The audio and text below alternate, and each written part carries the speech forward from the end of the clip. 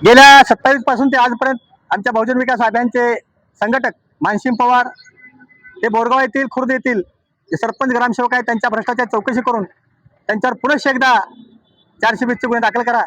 त्यांनी सर्व लोकांची फसवणूक केली आहे, त्यांच्यावर पहिले गुन्हे दाखल आहेत, मात्र नव्याने त्यांच्यावर मनरेगाच्या अंतर्गत गुन्हे दाखल करावी मागणी मानसिंग पवारची आहे। अनेक निवेदने आतापर्यंत आम्ही दिले आहेत, मात्र सरपंच आणि ग्रामसेवकावर मनरेगा अंतर्गत कारवाई होत नाही म्हणून आमचे आंदोलन आज हातामध्ये लाटते घेऊन आम्ही सरकारला सांगत आहोत की लाटते सत्याग्रह घेऊन आम्ही त्याचा निषेध करत आहोत।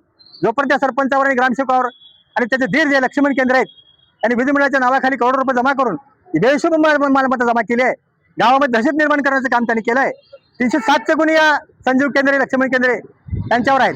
पूर्ण कुटुंबावर विविध गुन्हे दाखल आहेत, म्हणजे या कुटुंबाला चार्ज पुन्हा देऊ नये सरपंचाला आणि या कुटुंबाला बोरगावमध्ये हद्दपार करावं ही मागणी बहुजन विकास अभियानची आहे।